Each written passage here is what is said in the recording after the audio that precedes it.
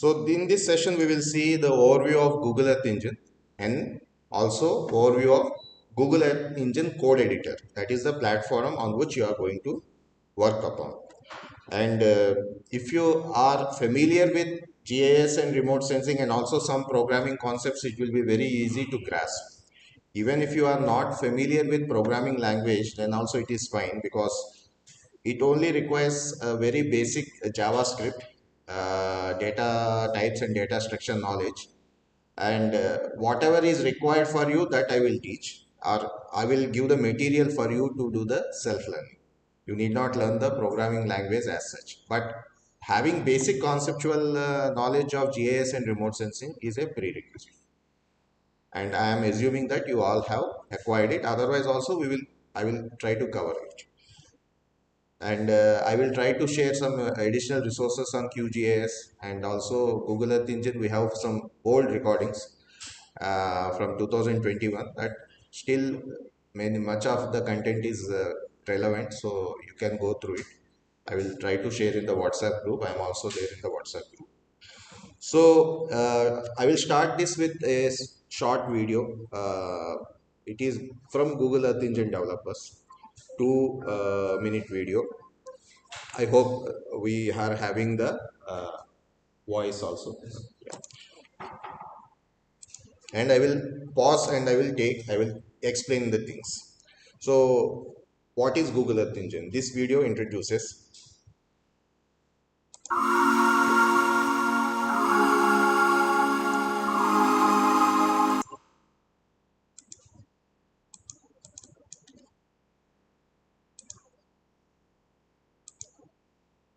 Yeah.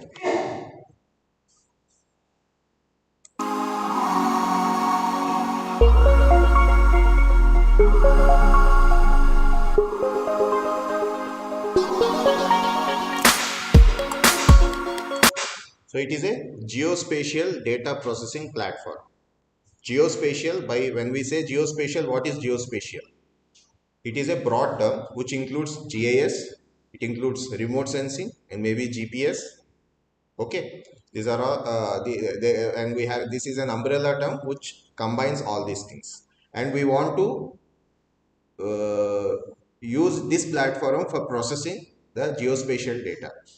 You can also do the same on in any GIS software, maybe ArcGIS, which is a proprietary software, or QGIS, which is a open source software. But there you can work on any one scene at a time. You cannot work on multiple scenes, and if you want to do it, you have to repeat the process, and which will take lot of time and lot of efforts and lot of, yeah, in case if the area of analysis is very big, as I was saying, it will consume lot of resources, computational resources. Maybe your system will stack up. You may require a high end workstation, maybe high end computational resources may be required. So this will serve the purpose of giving you computational resources, Google Earth Engine, as well as the analysis ready data. Data pre-processing is not required. Downloading, pre-processing, reprojection, all those things are not required. You can use directly the data which is on the cloud.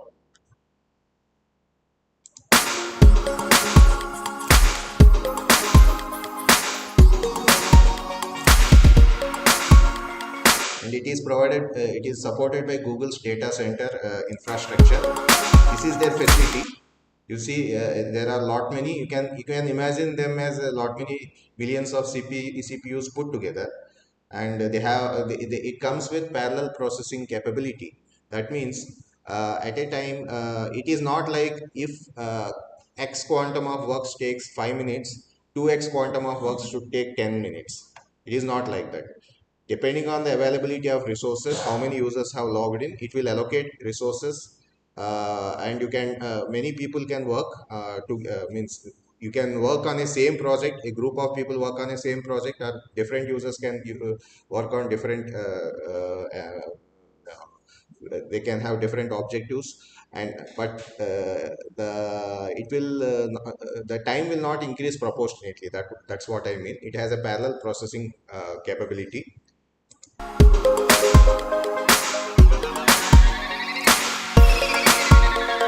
so that you can focus on only the science part, the analysis part, the results, how the results are, how you can draw the charts, you can draw time series charts, you can have the display of your map, you can create a map of water bodies, and you can see visualize the just as you can do on a GIS software that you can do instead of downloading and managing data that I have been seeing.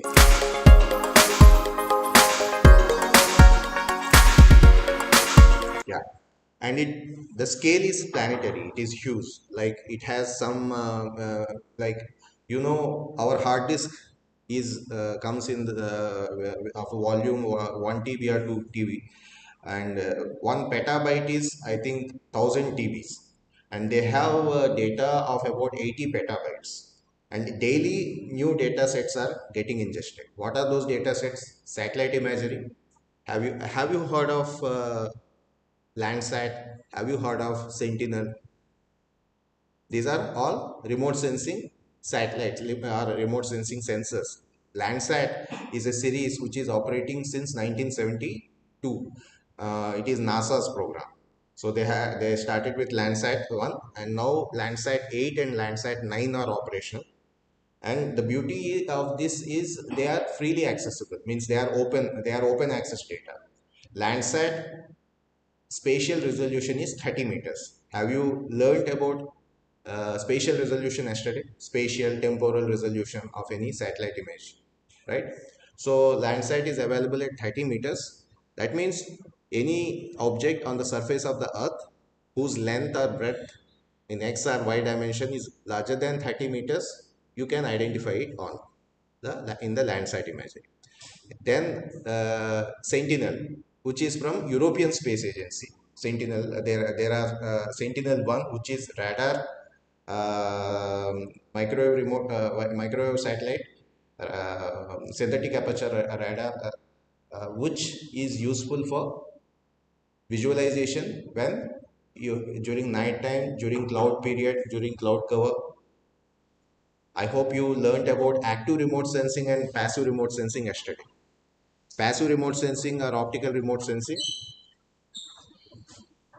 it makes use of the reflection of the sun's electromagnetic energy, which is mostly in the visible range, and maybe apart from visible range, that is the apart from the green, blue, red bands, we also have NIR band, SWIR band maybe. Whereas microwave remote sensing, it is not naturally available. The microwave radiation is not naturally available. Therefore, you have to send the source of energy along with the satellite sensor, which is the radar, which is, as I said, is useful especially for this region where you are from northeast, and for most of the monsoon period, you don't get cloud-free images. And if you don't get cloud-free images, you won't be able to map. Say if your objective is mapping of water bodies or flood mapping, and most of the time floods occur during monsoon period, and during the period you don't get the clear images in visible range or the optical remote sensing images like Landsat and Sentinel 2. Then you have to resort to using Sentinel 1, which is SAR imagery, where you have the imagery of backscattered, like the radar impinges the um, micro in the micro region, the beams of energy will get reflected. In case of optical remote sensing, we call it as reflectance. In this case, we call it as backscatter. Anyway, I will not get into the theoretical part of remote sensing, but what I am saying is Sentinel 1 and Sentinel 2 of European Space Agency, they are available at 10-meter resolution. They are also available here. And MODIS is another well-known satellite imagery series we have. And apart from satellite imagery, we also have other geospatial data sets like SRTM, DEM, many kinds of DEM, digital elevation model. Digital elevation model, I hope everyone of you are aware, where it is a raster data set where each pixel has elevation information which can be used for delineation of basins. and such DEMs are available in our in the Google Earth Engine data catalog. Many are available. Copernicus DEM is there, SRTM DEM is there, and some countries like Netherlands, which are very low-lying areas, they have even DEM of vertical accuracy of 0.5 meters, or much less than that. Whereas open source data DEMs like SRTM, it is the vertical accuracy is up to 2 meters, that is plus or minus 2 meters. So if your objective is flat mapping, it will not be much useful to use open source uh, DEM data set. Apart from that, we have climate data sets, we have socio-economic data sets like density of population. They are created, they cannot be observed, right? Even DEM is not something which can be observed by a satellite. It is a created data set, a generated data set. So there are many other geospatial data sets, and apart from the raster satellite imagery as well as the these raster data sets, you also have vector data sets which can be used for your own analysis. Like you can even get district shape files or sub-district shape files readily available. You can, if they are not readily available, you can upload your own shape file of your area of interest for doing any kind of analysis. I will come to that. So yeah, let us go forward.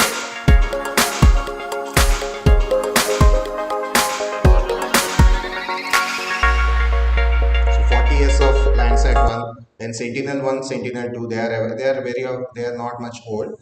I think around 2017 or so, we have started having the imagery of Sentinel 1, which is radar, micro in the radar imagery, whereas Sentinel 2 is again optical satellite imagery of resolution 10 meters.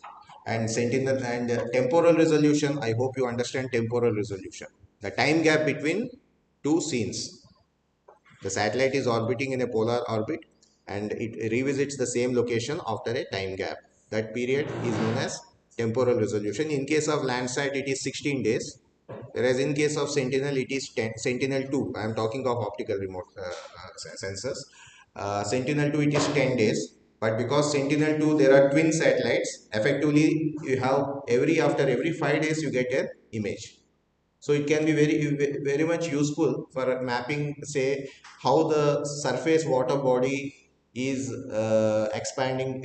You can map the aerial extent of a surface water body, right? You can map even before and after flood event. See, similarly, you can map NDVI.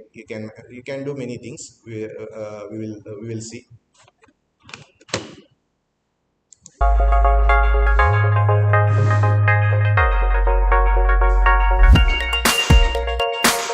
As I was saying, non-satellite imagery like elevation, land use, land cover, climate data, topography, vector data. Vector data is bit old. District shape files, I think they are dated to 2017. Suppose in Assam, if they have created new districts, they may not be there in the Google data catalog, the Google Earth Engine data catalog. In that case, you have to upload your own shape file. Yeah. So you can import your own data sets. Every person is given a quota of 250 GB. If you are uploading shape files, they will not occupy much space.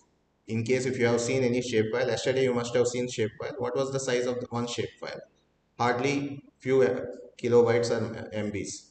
So you can upload as many vector data sets as you want. That is, it will never create an issue. However, in case if you have any raster data set which you want to upload, which is not public in the public data catalog, but you want to upload and you make use of it for doing the analysis.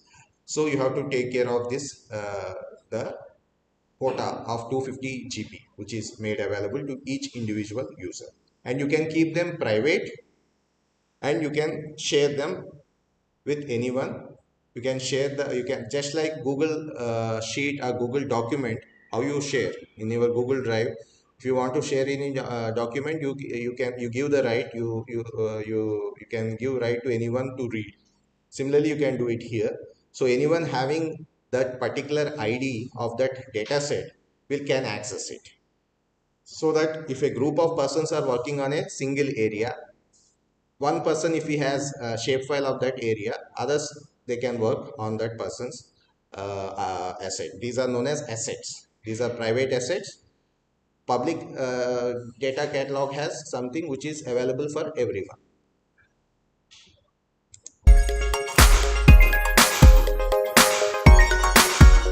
Most importantly, Google Earth Engine comes with a fully featured integrated development environment, which is JavaScript API. Now these terms I will explain. What is API? API is an application programming interface. Okay, it is akin something like if you are booking a ticket on a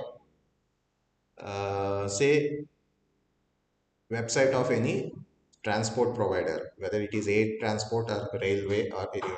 So there is uh, you will search for your origin and destination and also date.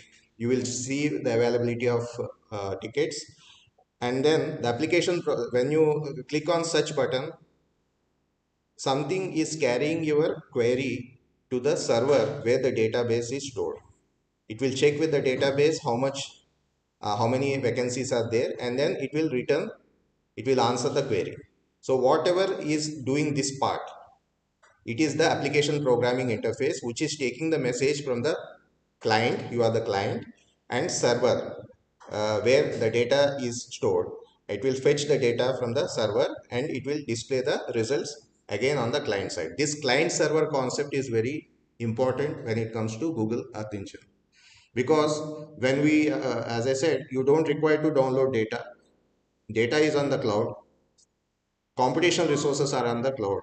You have to communicate, the client has to communicate with the server, that is Google data server, what he wants to. He has to type one message or you have to type the code, and then he will run the code, and then the application programming interface will take this query to the server. It will bring back data, it will do the analysis and will bring back the results, either in the form of map, either in the form of chart, or either in the form of some numerical value after the analysis. So this client server, for this we need this application programming interface. In case of Google Earth Engine, this application programming interface has many functions, so some 600 to 700 functions for different purposes, for fetching data, for doing analysis. So 600 700 functions are there, and to access these functions you need to make use of some programming language. It is either JavaScript or it is Python. Python is for advanced users, even though Python is much simpler language than JavaScript.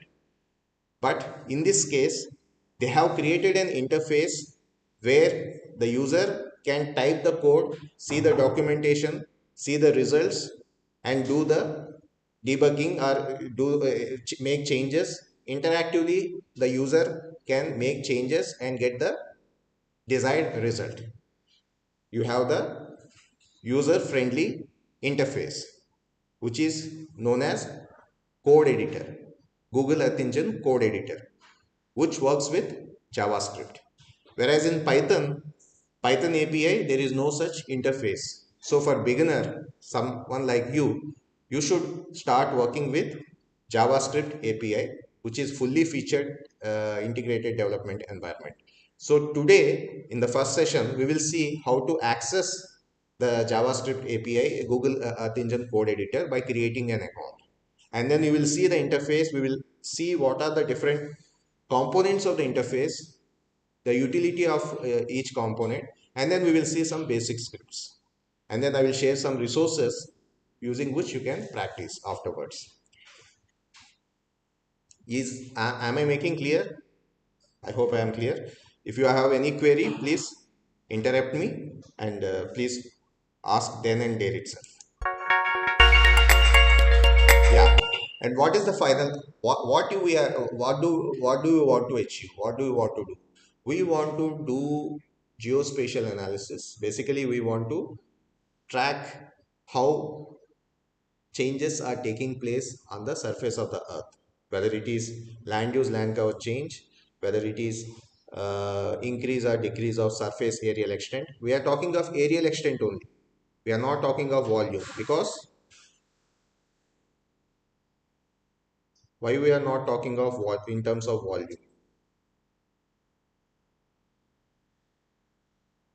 Are you getting my question?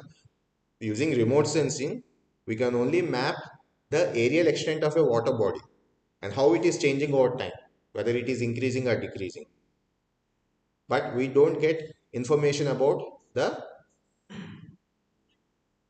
profile, bathymetry of the any water body, or because the sensors cannot see below the beneath the surface of the water. So there is that limitation of remote sensing. Even though there are in future, maybe even now also, there is one satellite known as ICESat. If you can search in Google, it can even get the bathymetry data in green band. So it is a bit advanced. We need not go there. So if you have field data, see remote sensing. Whenever you are using remote sensing data, have this in mind, especially because you are from government departments. You cannot rely entirely on remote sensing data. Always you have to get or fetch ground data. You have to tally your results with the ground data, which we use the term ground truthing. Ground truthing is very much essential when you are making use of remote sensing data set for any kind of analysis, especially for someone from government departments. If you are from a research institution, if you want to do it for your own studies or thesis, then it is okay, you can explore anything. But ground truthing is very much important when it comes to government departments. So remote sensing data on its own, please bear in mind, we always need to think of ground truth. So when we are talking of volume of the data, if you have the elevation area capacity curve of any water body, then you can relate the aerial extent with the volume. Then you can get a fair estimate of the volume of the water body also. So variation in the aerial extent, you can relate it to variation in the volume also. You can get the indirect measure. So you want to track, measure, visualize, and also visualize changes, how things have changed. Because we have satellite imagery since 1970s, Landsat. You can even see in this particular part of Assam, in northeast, so much of deforestation has taken place since last 50 years. You can watch, you can generate a time-lapse video making use of those optical imagery. Optical imagery is nothing but how our eyes are visualizing, right? So you can see which all areas, and you can also quantify it. You can quantify how much was the forested area earlier, how much was the forested area now, and how it has changed. How much built up area is increased, how much agricultural area is increased. If you are able to map it. For mapping, then you require some understanding of spectral signatures of different features. Yesterday, you learned about spectral signature. So yeah, so and also because we are all from water resources departments, this land use land cover, or the change in land use land cover, is very crucial because it determines how much will be the yield for any rainfall event. For the same rainfall event, depending upon the catchment, land use land cover characteristic, the yield will be different at outlet, right? I hope you are understand it. So how to, you want to track, measure, visualize changes or time over time. And if you are using GIS, you can did they tell you about how to download imagery from any source, satellite imagery? Like there are sources like USGS, United States Geological Survey, Earth Explorer. Have you? So you have to create your account. You can search for you pick your area of interest, or you mark some polygon or a point, and you can search. You can see the date, set the date range, start date and end date. You pick the sensor or the satellite, say Landsat, and then you search for the data sets which are available for that period, which are pertaining to that area, and then you download it.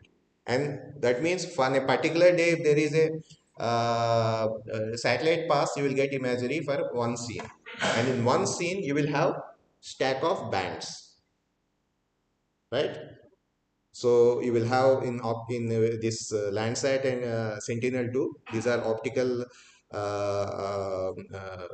imagery. You have green, red, blue bands, and then NIR band, that is near infrared, then SWIR, shortwave infrared, and some other bands are there, right?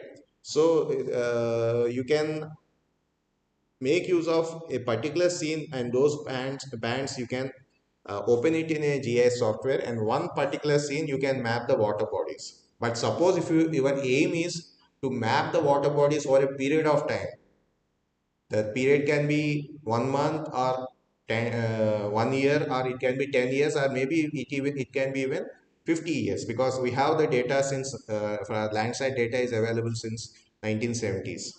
So that analysis, you imagine work doing that on a using a GIS software. So you have to, if you want to do it for every image, there can be hundreds of images. It will take hundreds of days. But with this, you need not download, and you can do that analysis. You can get the chart of how the area is varying within a matter of few seconds, or even maybe at the most few minutes. That is the potential of this platform, which you will see today.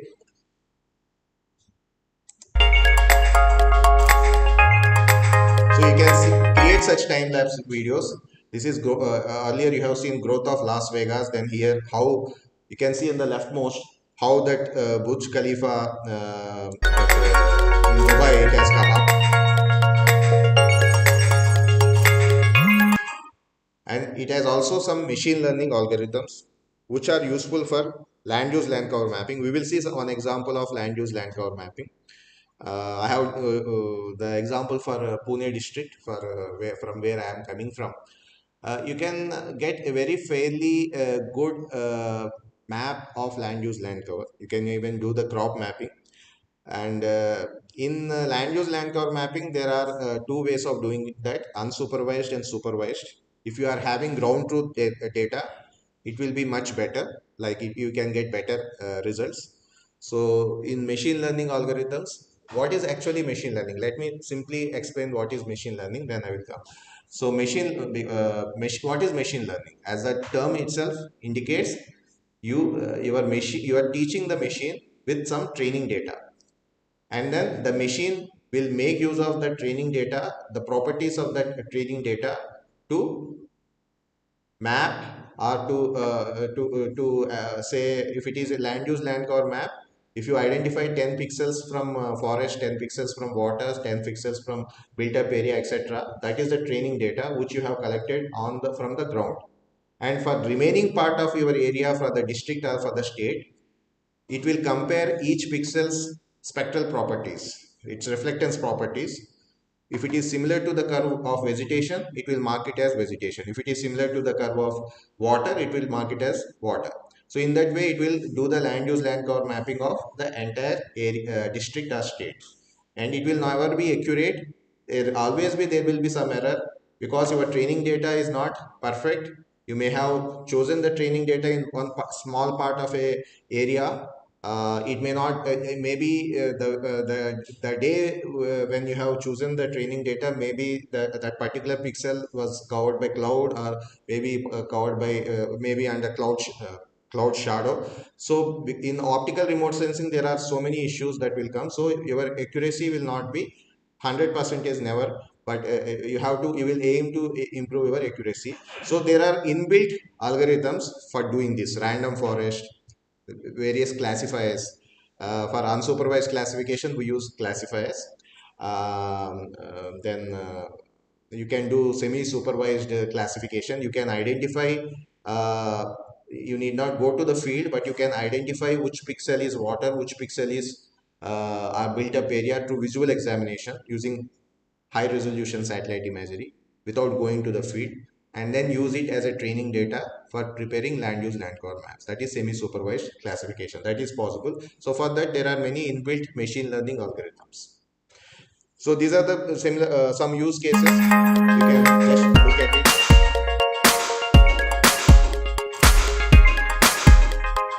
This one is very interesting. Global forest area, that you can understand how much forest has we have lost mostly, but there are also cases where there was reforestation efforts.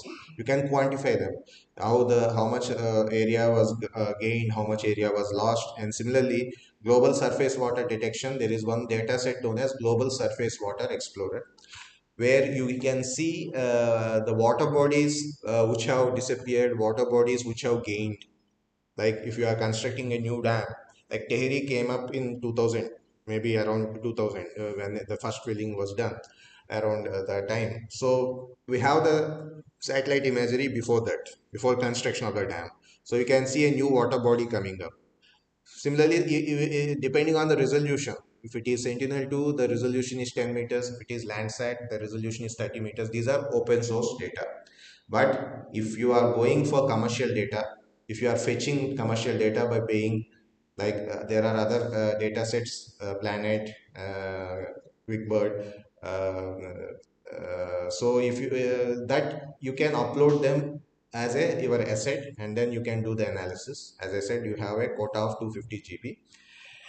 But for normal at basin level or district level, I think 10-meter is good enough for doing water body mapping, crop mapping, etc. That is good enough. So how new water bodies have gained, how some water bodies are seasonal, some water bodies are permanent. Like some water bodies, they get filled up only during monsoon. Such classification is there. They have generated one data set making use of Landsat data, and then they have created a data that data set. They have provided it as an open data. You can directly make use of the final output of this global surface water explorer. So you can see which are the new water bodies, how much change has taken place, etc.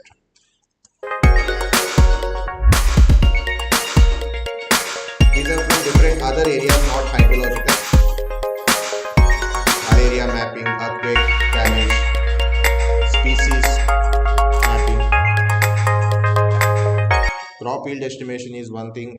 Assessment of irrigation performance, which will be very useful when it comes to remote sensing, because one parameter or one measure that we don't usually get is how much water is being utilized in irrigation commands.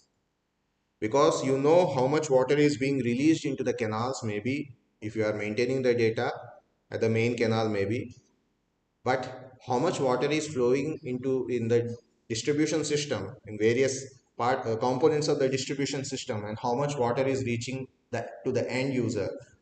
You cannot afford to have measurement devices everywhere. But if you want to analyze the performance or analyze the water utilization, it is possible using evapotranspiration data sets.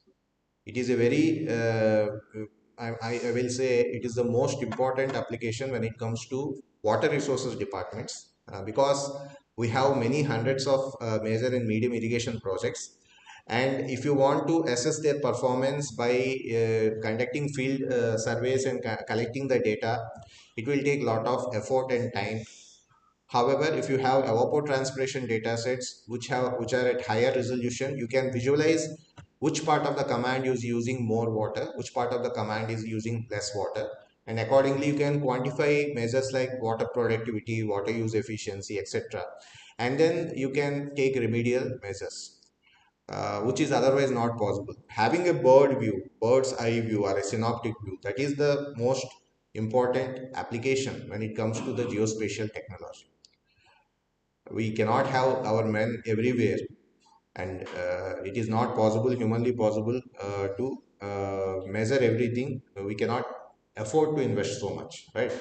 So yes, it has a very great application, but as I said, you have to always have ground truth data with you for verification.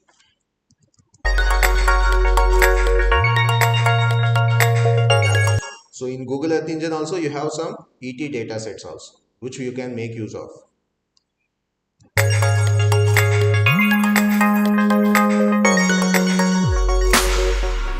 It is just 2 minute video. I have taken time to explain things, but you can, I will give the presentation. You can, I will quickly go through again, once again, it will give a quick overview of what is Google Earth Engine, and then we will create our account, and then we will start uh, laying hands on the platform.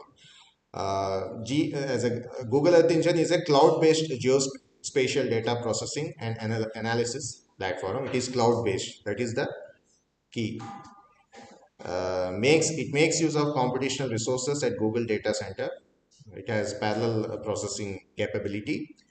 It allows researchers, professionals like us to concentrate on data analysis part instead of data management, so that locating the data, identifying the area of interest or region of interest, checking for the attributes, downloading the data, sorting the data. Data can be in different formats. Like vector data is it generally you come across shapefile, which is actually a very old format.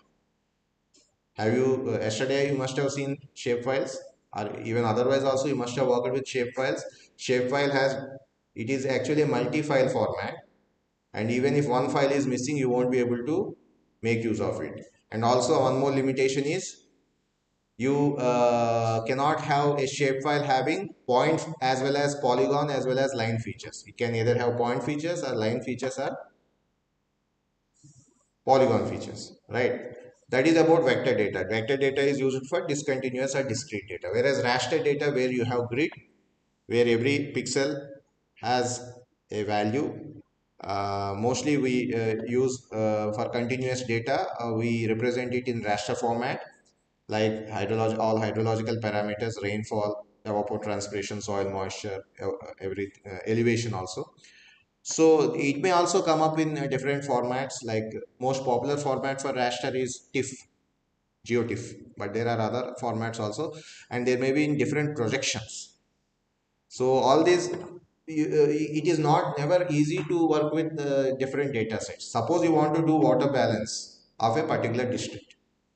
You may have rainfall data set, you may have soil moisture, you may have evapotranspiration, you may have what are the other components of the water cycle. Suppose you get different geospatial data and you want to do the water balancing.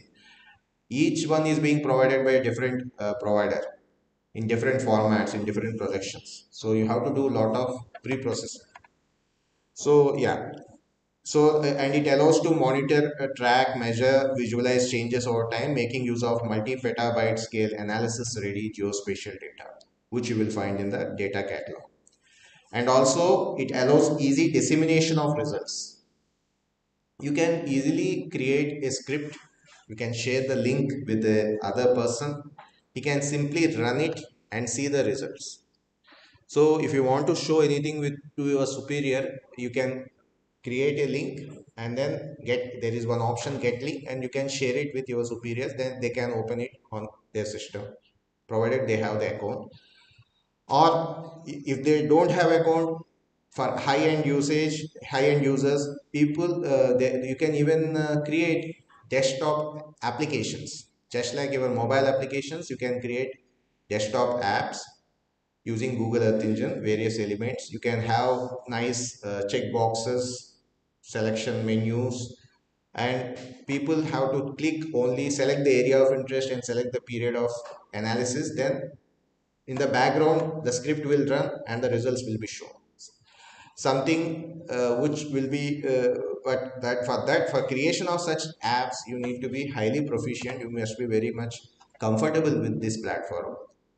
It has all the elements that are required, UI elements, user interface elements. So that is for another day. We will not cover it today. So yeah, sharing of script links, collaboration, development and deployment of interactive apps. That's what I have. been saying, it also allows for exporting your final results. This platform is not actually meant for downloading data, but if you once you have generated your data, like you have created a NDVI map or water body map, you can export it to as a asset, or you can export it to your Google Drive. Once you export it as a Google Drive, you can download it, you can open it in a GIS software, and then you can further do any kind of analysis, or you can visualize, or you can show it to others, okay, for offline usage.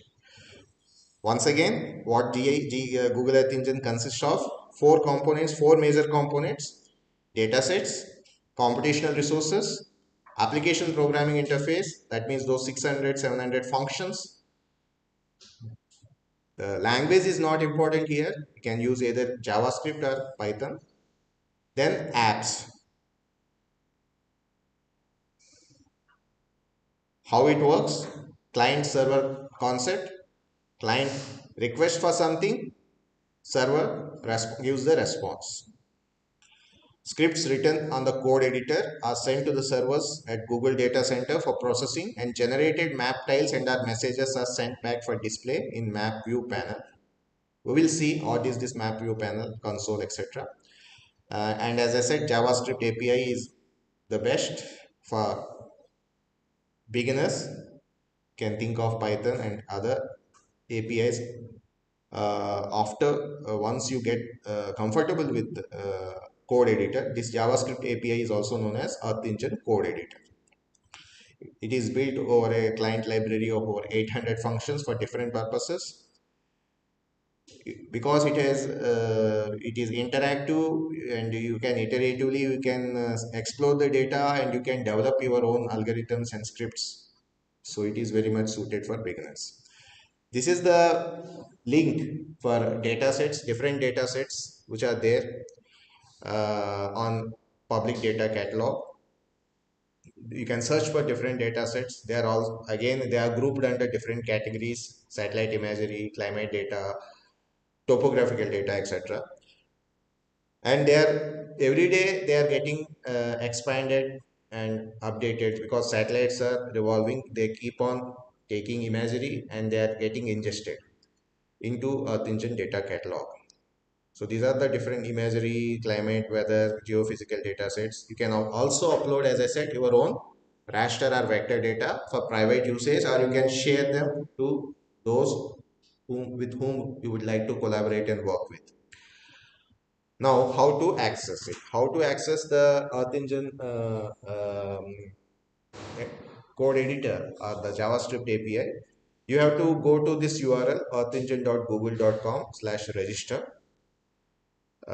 It is like you make use of your Google or Gmail account, but however, you have to register and you need to get permission. It happens instantly. You have to, once you fill the form. Earlier it used to be like filling the form, but now they have changed it. Now what they have done is they have started charging for commercial usage. So if some user is from, say, a business entity, if he is making use of this for because geospatial analysis has applications in every field. Suppose if he is using for commercial usage, he will be charged. But for us, like for training purpose, for research purpose, it is considered non-commercial usage. So we will select that option of non-commercial usage, training purpose, and then we will create account for usage for this training program, or even further you can make use of it, because none of you have previously created account, I believe. So we will create the account today.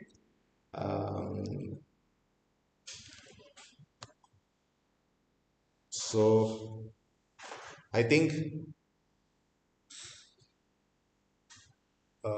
maybe we will for creation of the account we will go to the hands-on session. You can create your account. How many of you are carrying your laptop? And please, how many? 1, 2, 3, 4, 5, 6, 7.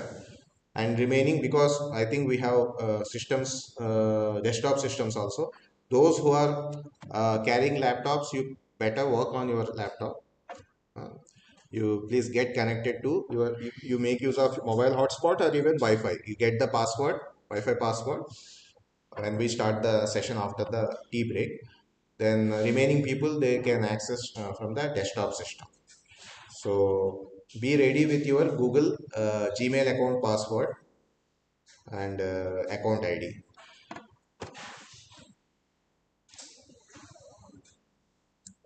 So that is overview, and then I think these are use cases, etc. I will cover, and then I think I have also have to explain in detail. One session will go for explaining the platform itself, creation of account, and then explaining the platform. And I think after that, third session onwards, we will be working on some sample scripts. Otherwise, if you are new to programming, there will be a complex in your mind. I don't know programming, it is very complex, right? That we have to remove. You need not do anything. Even if you don't think of writing the code now. Even writing the code also, I will tell, it is very simple.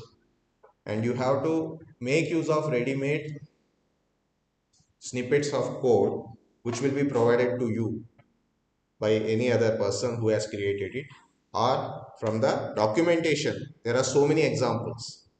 You can copy the code, paste it, and change where it requires.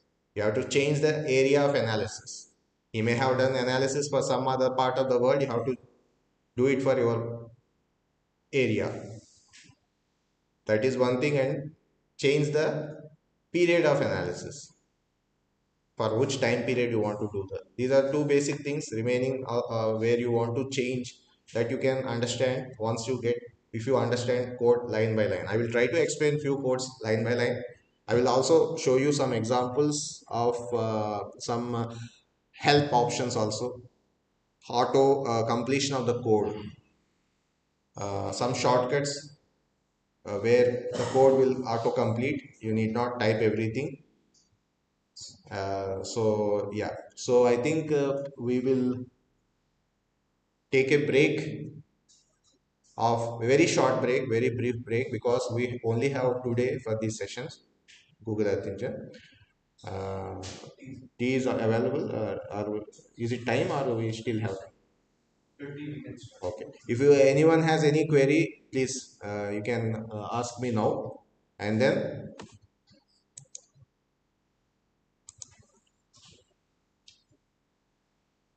any query.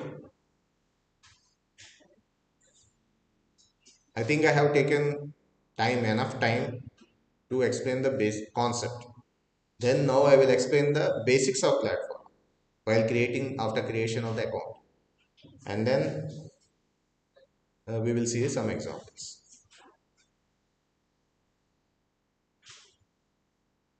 Everyone with me? Okay, then we will break for tea, and after 5 to 10 minutes we will meet again in the next room. Everyone please take a system, either laptop or desktop.